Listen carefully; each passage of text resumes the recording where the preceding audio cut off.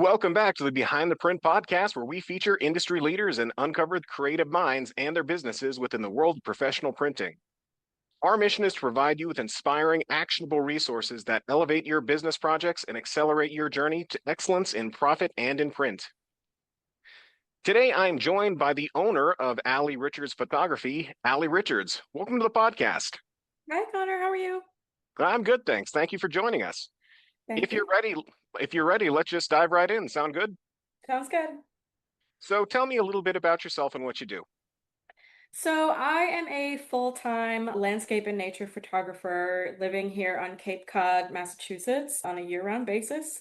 So, I make my living by selling my fine art prints, photography prints, matted prints, metal prints, and then various other items like that I use printing center for, like my new book of photographs of Provincetown, my calendar that I do every year, some puzzles here and there. And then the other part of my business, I actually co-own a second business called Blue Hour Photo Ventures, and that's the teaching aspect of what I do. So when things kind of quiet down, my business is pretty seasonal here in the summer when we have tourist crowds. That's my main client base. And then in the winter, when things slow down, I actually travel a lot, either across the United States or abroad, and run these photography educational workshops, either at home or abroad. Yeah, I saw that. I was looking at your Instagram and your website, and it looks like you've been all over the world. Yeah. How did you get into, I guess I would call it travel photography? Yeah, I've always been interested in travel. Like I studied abroad in college. So that was the first time I left the country and I went with my camera. And that's kind of how I fell in love with documenting and photographing the world. And I really haven't stopped since then.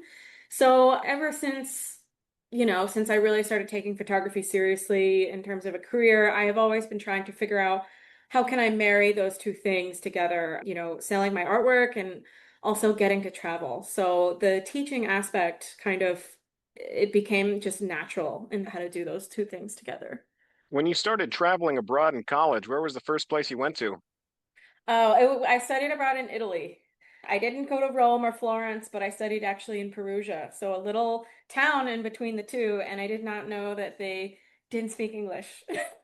So that was a bit of a challenge, but I made it through and it made my experience all that much better. Yeah, I did some studying abroad when I was in college as well. I was in Edinburgh, Scotland. Nice, nice. I've not made it to Scotland yet, but that's a big one that I get a lot of requests for. So I'm hoping to be able to travel there at some point. Do you have a favorite subject to photograph or film? Oh, that's a good question. No, I mean, I spend like a lot of my time here on the beach because that's where I live. But I'm actually not a beach person. Don't think I'm supposed to say that, but I actually love the mountains. I grew up going camping with my family as much as we could in the White Mountains in New Hampshire, and About here to where I say, live. Where I live in New England, it's fall foliage season is coming up, and that's like a really big thing for people here. So I look forward to that the most, I think. yeah, I've spent some time in the White Mountains, especially around this time of year when the leaves start changing colors. I honestly didn't know trees could turn those certain colors like purple. I've never seen Yeah. that Yeah. before. Golds, reds, it's such a beautiful, it's such a short time period too. So you really have to savor it. So, when it comes to your photography tours, who are your usual clients? Are they typically new to photography? Are they more experienced? It's kind of a mix. I find that it's mostly people who are of retiring age who are looking for something to really dive into and learn, get outside. Photography is also not the cheapest hobby to take on. So people who ha are able to take the time off where that's not really an issue, those are our most popular clients. And, it's really a mix of people who are either in camera clubs and they're looking to create really impactful images and they're looking to tweak things and learn from professionals. But we also do get quite a lot of beginners and just want to cut out all the, you know, f- mumbling about in the beginning and just really get structured help from people who know how to teach it. So, you did briefly touch on this, but what sort of problems do you help these individuals solve? Oh my gosh, there's all kinds of things. There's so many different types of cameras. Now there's DSLR, now there's mirrorless, there's all these different technologies. People, just getting the settings right. There's the technical aspect of photography, which, it's very mathematical, very logical. Some people have a lot of trouble with that. But then it's the creative aspect, which I think is actually more difficult to teach. It's, how to see things, how to anticipate moments, how to read weather, how to read the light. These are all things that we teach either in a structured format with like presentations or just through doing, like hands-on, being out in the environment. I'm showing you how I work, how I'm going to approach a scene, how I look at things. And then I work with you one-on-one and from the back of your camera screen, well, how can we make this better? What do you like about this? What don't you like about it? And then we go from there. So it's really tailored to what you want to get out of the experience. Could you go into a little bit more detail about how you go about solving these problems? Yes, I mean it depends on what the problem is, but like if it's a settings issue, if there's like a problem with the camera, like things are not working or for some reason and they should, we're gonna pull out the camera manual and go through it together. So it's all about figuring out menus in depth, how to this works, how that works. And then the other aspect, like the creative aspect, a lot of what we do, people have told me at least one thing that they really enjoy is when we do our Zoom sessions. So, like, after we have our trip, we'll come home and we'll set a date where everybody actually submits their favorite images together and we'll go over them live online. We're offering critique, feedback, constructive criticism on how I would do this different. And then we'll actually go live through Adobe Lightroom or whatever program we're using and actually show them how we would do that to fix it. What advice would you give to someone who's just starting out as a photographer? I think my advice would be to not get so caught up in what model camera do I have, which one's the best, what do I need. Stop worrying so much about your equipment and how your equipment might be limiting you, and rather just focus on what you're seeing out in the world. Like, stop talking yourself out of doing things, like get outside, get shooting, take a lot of pictures. Stop feeling like it's not good enough or it's missing this, it's not perfect. Like it's okay. Yeah, stop worrying about the equipment and the limitations on your equipment and learn how to use it to the best of your ability before worrying about, how much you're spending. Solid advice. So, you already have a pretty unique business, both with your photography in Massachusetts and literally traveling the world. But how do you stand out from other businesses or photographers in your field? That's a good question. When I am participating in like juried art festivals, and whatnot, where you literally aren't just allowed in to be a vendor at a lot of these events that I do. You have to be juried in. So you have to have a good score. So you do literally have to stand out in some way by nature. And one way I do that is having a discerning eye. I think that I have a pretty in tune eye that's good for color. So I'm always looking for my very best work. What is different than what other people are doing? And a lot of my trips, a lot of my travels, we go to these really famous vistas or viewpoints.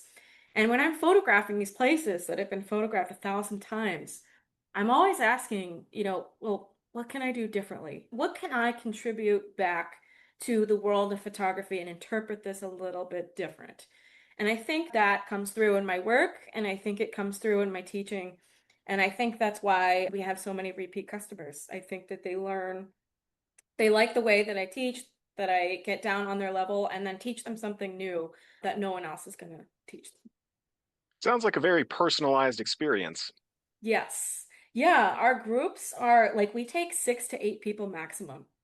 And it's not just myself. There's usually two instructors all the time. So you're getting a lot of one-on-one FaceTime. Yeah, I was pretty surprised about how small the group is, but I think that makes sense. Like you said, it's more one-on-one.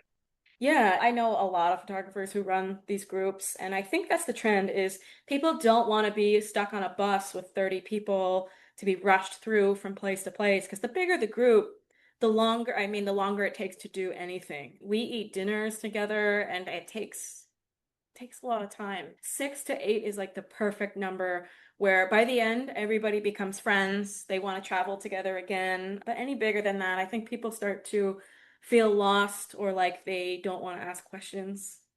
Less personal and also, Yeah. stage fright of asking Yeah. a question in front of a group of people. Yes. Can you tell me about any major milestones or projects that has defined your career as a photographer? Milestones. Well, let me see. I think last year was the first time I was invited to speak in front of a camera club here in New Oh, wow.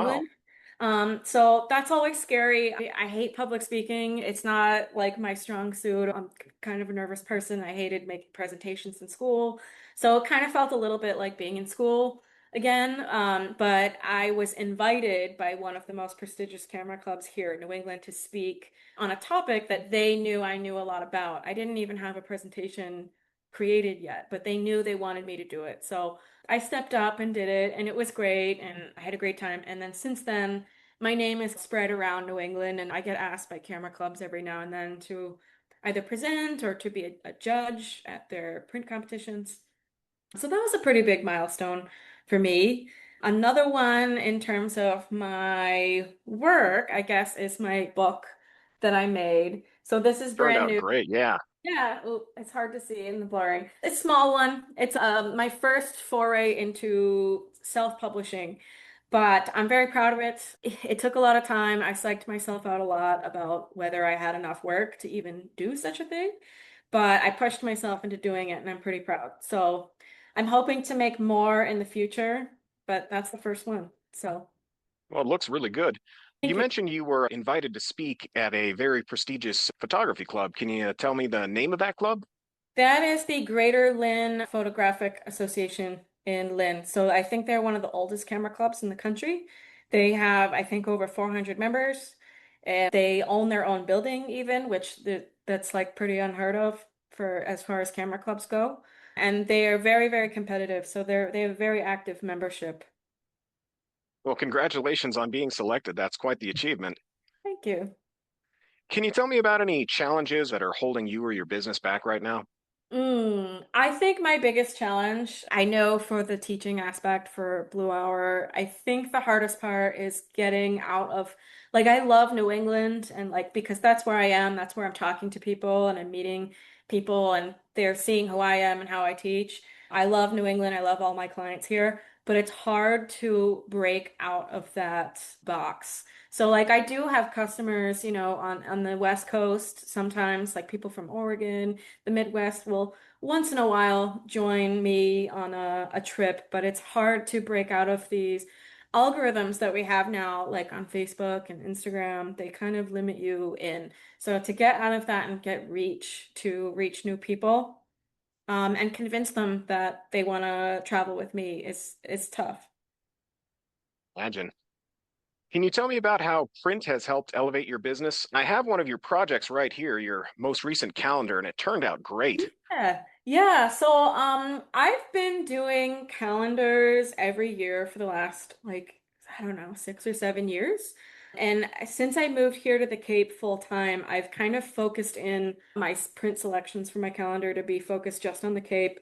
And people here have come to really love them. Like it's become a tradition for them. I have people waiting, in the wings to get my calendar. So it's been really nice to build a clientele through traditional works like that through Printing Center. Yeah, we appreciate you printing with us. Hmm. So, sort of a different question here for you. If you had a day completely free to spend however you'd like, how would you spend it? Oh, it would not be on a plane. It would probably be, honestly, one of my favorite things that I did here on the Cape is I won a lottery to stay in an off-grid dune shack right by the ocean. And all I did, you totally tuned off from social media, electricity and whatnot, and all I had is my camera. That's what I would do in September on a perfect day. Yeah, see some of that fall foliage too. Oh yeah. So, one last question for you. How can our listeners get in touch with you, book a tour, collaborate with you on a project? What's the best way to get in touch? The best way to get in touch with me would be to send me an email either through my website, It's allierichards.com, ALLIE, allierichards.com. That would be for commissions, print work, speaking gigs, anything like that. And then in terms of signing up for a trip or just to see what the offerings are that we have going on, that would be bluehourusa.com. Okay. Well, did you have any questions for me? No, I don't think so.